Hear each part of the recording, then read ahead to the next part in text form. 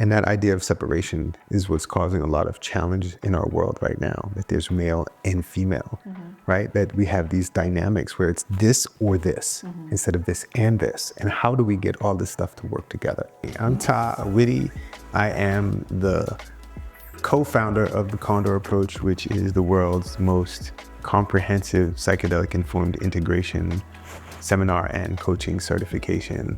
I am also an emotional navigation master coach. I work with amazing human beings right now in my life. I've been a registered nurse for 32 years. I practiced in emergency rooms all over New York City for 23 years of my career.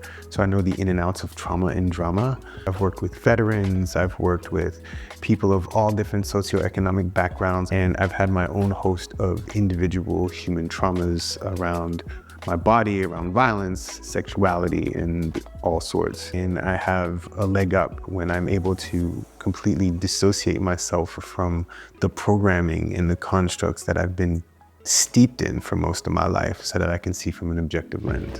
Hey, I'm Taylor Davis. Welcome to Wildly Satisfied. I hope you enjoy the show.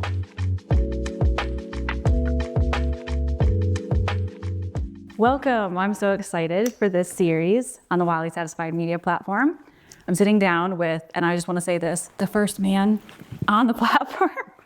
Mostly I talk to women about their perspectives on these types of things, and I'm really excited to be able to bring Tah here because a previous client of mine, amazing man, I really love him, and I love his perspective and how he can really, in a way, remove himself from anything where it's like, well, it's my perspective and this is from me, and I'd be able to see so many different sides and constructs and everything. And I just really love that about you, to be able to really deeply connect. And so I'm gonna let him introduce himself, but we're gonna talk a little bit about emotional regulation, integration, and leadership.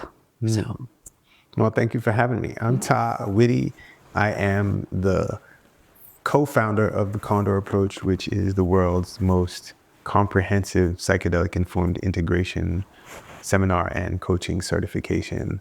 I am also an emotional navigation master coach. I work with amazing human beings right now in my life. My one-on-one coaches are all females in their 40s who are very successful, wildly successful in their businesses and the corporations that they work for. And they've had challenges around being able to navigate their nervous systems and emotional complexes in everything that they're doing, and they're all kicking ass. So yeah, that's a little bit about me. I've been a registered nurse for 32 years. I practiced in emergency rooms all over New York City for 23 years of my career. So I know the in and outs of trauma and drama in ways that most people are not adept to. I've worked with veterans. I've worked with people of all different socioeconomic backgrounds. I worked in 12 different emergency rooms in New York City. I also did home care. And I've had my own host of individual human traumas around my body, around violence, sexuality, and all sorts. So like you were saying, I have a leg up when I'm able to completely dissociate myself from the programming and the constructs that I've been steeped in for most of my life so that I can see from an objective lens. yeah, I love that about you. And I love that about whether it's me working on your back end and seeing how you guys navigate in terms of team environments, or even just going and speaking at your guys' Condor Approach events, knowing you one-on-one as a friend. Something I really appreciate is how you're able to hold space for someone no matter what's happening to them, and or with them or inside of them, or what's happening around them, and being able to do that for every person involved. It's really quite phenomenal. I've never seen it from anybody else before. So I would love if we could dive a little bit into the nervous system aspect, because what we see a lot with the systems that we're currently in, and since this is a lot about like feminine leadership and the next wave of what we get to create in the world, what do you see is one of the biggest maybe struggles, challenges of the nervous system that everybody's going through, but also especially with women? Yeah, one of the biggest challenges that I see, it's a great question, by the way. Thank you. One of the biggest challenges that I see with nervous system dynamics is the programming. We are programming human beings. We are conditioning and programming and getting a nervous system to perform. And that performative space may be contrary to what the inherent intuitive nature of the body, of the psyche, and how it flows. Now, when you have a female body, right, a body that's estrogen based or primarily estrogen based, because not all female bodies are the only primarily estrogen based bodies. When you have a body that's estrogen based, that has ovaries, the uterus, and so on, there is a different hormonal complex and it affects the nervous system differently. And so when we look to treat a female body the way we treat a male body and to have it follow that type of programming, there can be a dysregulation within the system. And that system can be uneasy and diseasy because that's not how it's designed. And so the programming that we issue is very masculine based. It's based on dynamics around men and male bodies, and it can be a very disruptive circumstance for a female body. Can you give some examples of what that might look like? Sure. The workday. Okay, perfect. 8-hour workday. You go to work, you sit in front of a desk. You sit with a computer or you sit with a task and you just do that task all day long. And you anticipate that that body does not deviate from the task. It stays focused on that task. When you have a female body, female bodies are designed around aberrance and the capacity. This is totally from my vantage point and all of the studying that I've done. Female bodies are able to handle multiple things at the same time. And so if they're focused into a space where they have to, by force, by programming, be in one space, it goes against their programming. It goes against their coding. And so that can be a diseasy space where you formulate a female body into a space that's designed to support male bodies. Now, when you look at our world, most of the workforce for millennia was designed around men only going to work, women staying home and taking care of kids, blah, blah, blah. And now we have all of these female bodies moving into the male workforce, right? Getting paid less money and so on. We can get into the semantics. We can get into the semantics, right? We can get into the semantics, but you're also putting these female bodies into systems that were designed around how male bodies function, and it's dysfunctional. And so the 8-hour workday, sitting in front of a space, doing the, stamp and slide, stamp and slide, it's not functional. Yeah, it's very A to B. It's a very linear. I actually talk about this all the time because I go, there's something different with, they did a study, I'm wondering if you actually saw this, where they did a study where they scanned male and female brains, and it was the same exact question. And they noticed that male brains would have like one neuron that would fire, like literal A to B, like a linear thing. And then the second one would be female brain. It was like the whole thing would light up. And they were like, because what we got from the female that we were talking to, for example, she would be like, well, yeah, I thought about your question, and then I thought about this thing and this thing and this thing and the kids and this, and like it went everywhere. And so I always find that really interesting to be like, oh, okay, well, if you look at it from that perspective, that makes a lot of sense why, at least in my experience, when I was in a 9-to-5 job and I was working in but you got to do this and do this, I was always like, yeah, but what about this? And what about this? And what about this? And I started planning for all these different things. And they're like, well, no, you don't have to think about that. And I'm like, I don't know how not to. Yeah, well, the female body has a propensity for optimism. Yeah.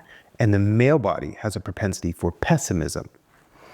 We can both dwell in either place, but optimism is a very optimistic, potentiated, all of these different options, and you can explore all of them. There are many roads to Rome, right? The pessimistic space is very focused. It hones in on things. And there's only that one, I'm only taking this one road. I don't care about the other roads. I'm only taking this one road, and that's how we're built. And so we can volley in this space. If a person gets really flighty and we need to hone it in, a person can get their masculine energy to hone in, and then we can have the volley. And so it's a volley of optimism and pessimism. And pessimism gets a bad rap. It does. It gets a bad rap, right? Yeah, it does. I don't want to hear anything else. It's hyper masculinization. Yeah. And when we look at our society, people talk a lot about toxic masculinity. I don't feel like there's toxic masculinity. I feel like there's hyper masculinity, and everything has to be orderly. It has to be focused into this one small myopic space. And so we don't allow for the optimistic situation to happen. It's almost like a hypervigilance of masculinity versus calling it toxic. I guess anything to a point could be toxic But I get what you mean of like, rather than just labeling it toxic masculinity or toxic femininity or whatever it is, it's like, what if it's a hypervigilant version of it? Is that what you're meaning? Yeah, it's a hypervigilant.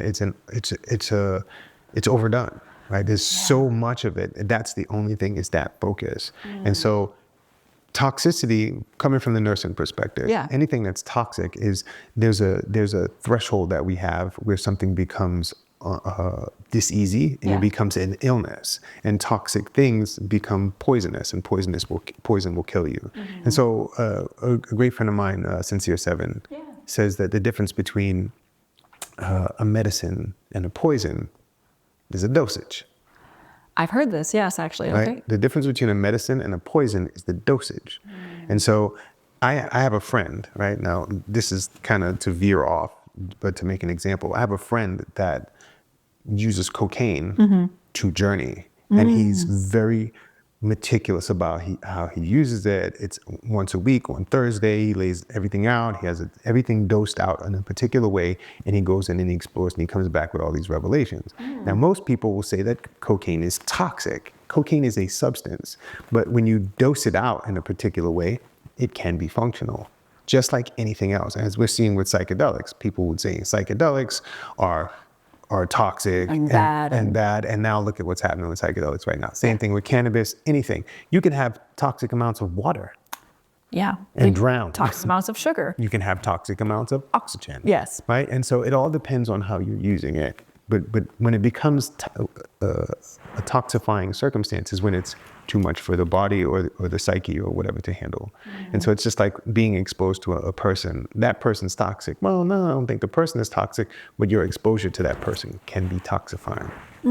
With the toxic levels, not toxic, let me rephrase that, with the hypervigilant levels of masculine energy, right? I feel like I love that better than toxic, because I know that I learned this from you. It's like, if you take away the words good or bad, how can you describe it differently? And it's like, how would your perspective shift on it? And so if you have a hypervigilant version of masculinity or a hypervigilant version of the feminine energy, whatever it is, do you see anything different in people's nervous systems in those versions? Definitely. So when you look at vigilance in and of itself, vigilance is when you're preparing for something. There's always this hyper readiness. Yeah. That is what we would call a sympathetic nervous system state. Okay. And the sympathetic nervous system state is when we're activated and to prepare for activity, to prepare to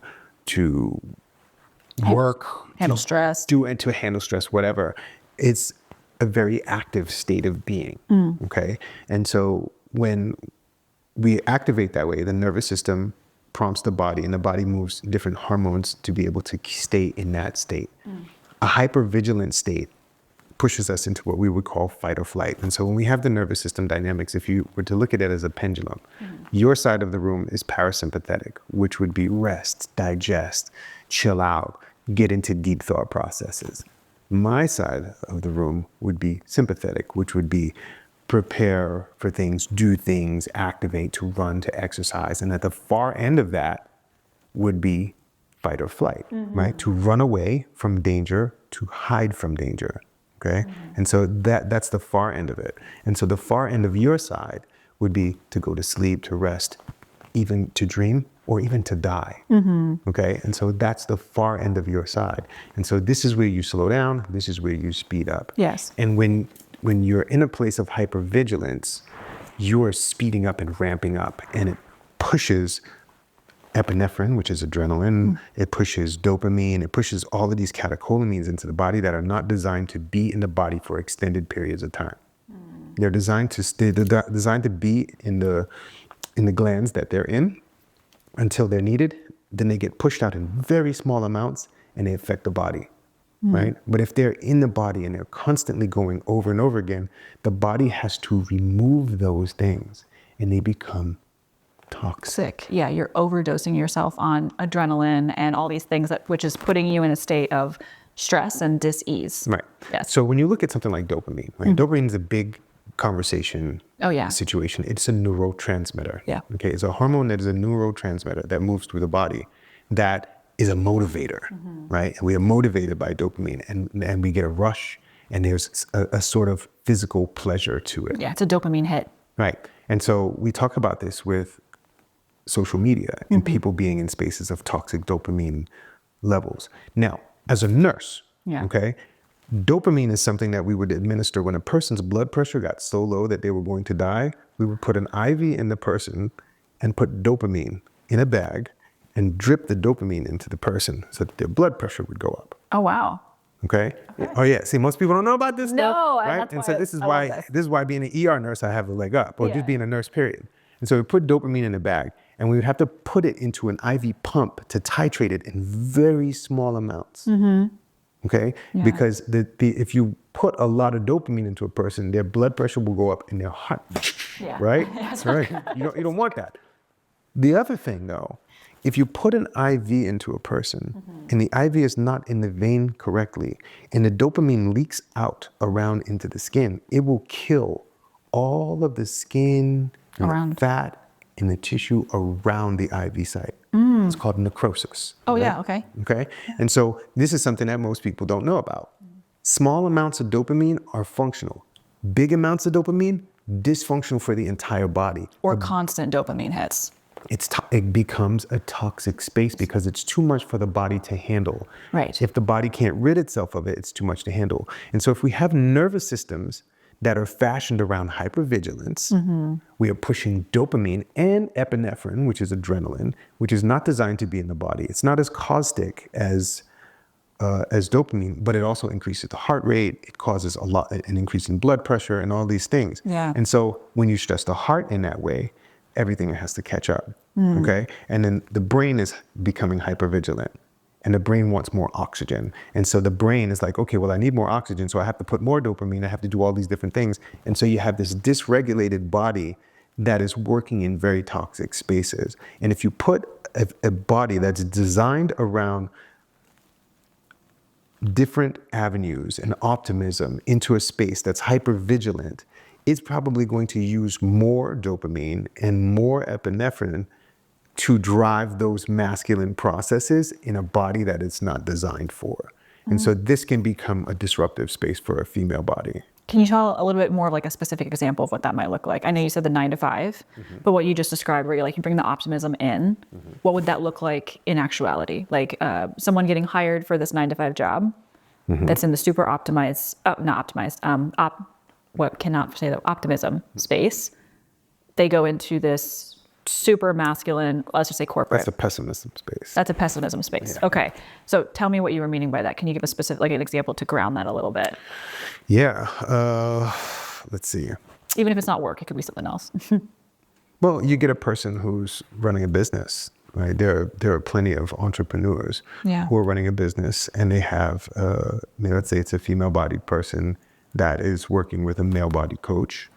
And the male body coach is saying, this is how you run your business. This is how you do it. And you have to stay focused on this type of situation. So the person stays in front of their computer for 12 hours a day, like this male coach was doing. Yep. Right? And no, you got to do it this way. Oh, no, but I'm thinking about this and I'm thinking about this. Instead of, hey, look, let's put all your ideas on this vision board and let's pick out what works. And let me support you in showing you how to use a masculine energetic in this space, but not have it override everything and disregard all the optimistic spaces that you have. And so if that person has to be myopic in that space and they want to go the roundabout way and they're challenged in that space, it can cause what we would call dissonance in the body. And that dissonance in the body is where you don't honor yourself. Yeah. Now, wildly intuitive, right?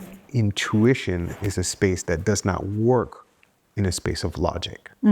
Okay? And this, right? It does not work in a space. Yes. Oh, yeah. It's like one of the biggest things that I have to help my clients decondition too, is because they've been told, a lot of them, and there's a lot of dis-ease and their nervous system is so dysregulated because they had, I'm not hating on male coaches by any means by saying this, there's just a lot of that. You have to do it this way. And the energy for inside of them, when I'm like, no, we can like sit there and I can help you vision board that thing or whatever it is. And there's like there's a breath of fresh air and they're like, oh, I can do that. I'm not wrong. And I was like, no, you're not wrong. We just got to shift it a little bit. That's all. And so, yes, continue. I love. Yeah, no, but this is the conversation. Yeah. Is that if you have a way that functions with ease, and you're in a body that's designed around intuition. Now, when you think about motherhood, okay, a mother has intuition. Oh, yeah. Okay, female bodies have intuition in ways that I can't understand, but I can observe it. Yeah. And so when I observe my wife Cole, like she's like, oh no, that's not gonna work, and this is, and I'll be like, well, what's gonna work? She'll be like, I don't know, but that's not it. Yeah. Right, that's not it. And I can, right, and she's a very she's big on pessimism. Yeah. Like I'm an optimist at large, and she's a pessimist at large, but she still has an intuitive dynamic around her pessimistic space. She could be like, nope, that's not it. Well, what is it? Well, I don't know. But I know something. But I know something, and it'll come when it comes. And so she'll, and it will always work. It always lands in a place. But a mother has intuition about her children, intuition about her partner. Like anytime a woman has said to me, oh, I think my partner's cheating, or I think my partner's doing something different, or I think my partner's is with another person right now. And I'd be like, well, what makes you think that? And then I'm looking for logic. Yeah. I'm looking for data, right? Because I'm in this body, and that's where I go to. That's my go-to space. Yeah. And so I have to slow down, breathe, recognize that this is a female body in front of me that works off of intuition, and I ask more questions. Well, tell me more. What else? And so what I'm doing is I'm guiding the intuitive space into a space where we can both juggle logic. Yeah. Right? And so it's two different spaces. Yeah. And when we can understand, or when we can observe, because for me, there's no understanding of intuition. It's just a knowing. Yeah. We move from the structures around knowing into the structures around belief. Okay? Intuition is a knowledge space. Yeah. I know this is not it. Or I know this is right for me. I know this is functional. Okay, well, tell me more about what you know. Well, I know that this feels good when I say this. Okay, well, what happens when you say this?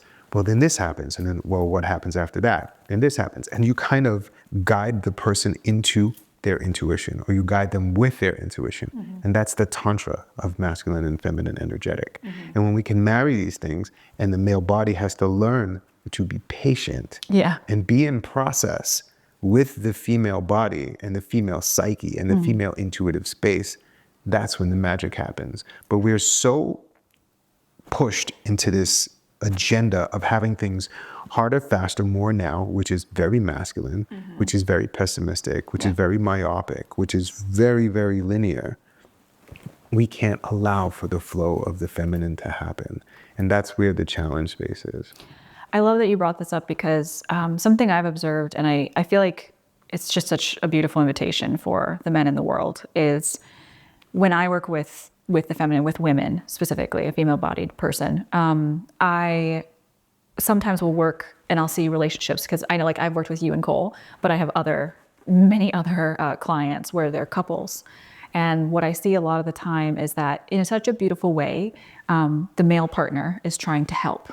And often it's like, okay, but we need to do this. And there's this energy of like, okay, I need you to, like, talking to his female partner, I need you to focus on this, and we need to do this and do this. And you just see like her tighten up.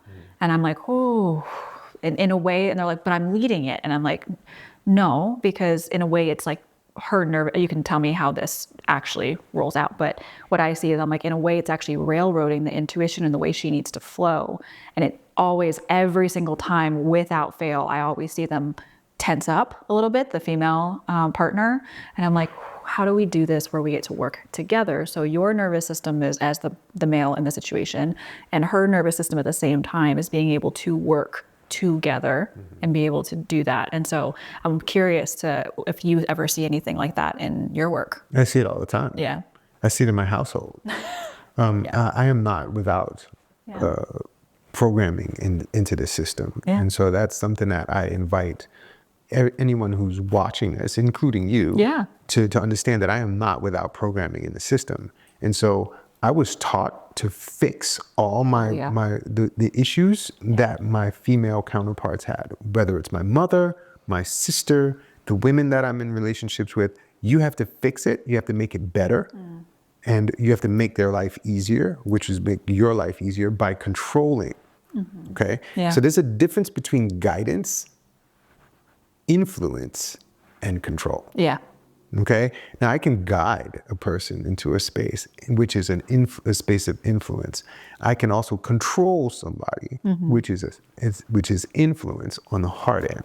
Yeah. And there are a lot of things where I might be able to see how to get from here to there, right? From this end of the room to that end of the room. But Cole will go all the way over there, mess with the flowers over there, and then go into the bathroom, and then walk down the steps and come back up, and then have to get a cup of tea, and then she'll end up in the same place. But she says that she wants to get there right now.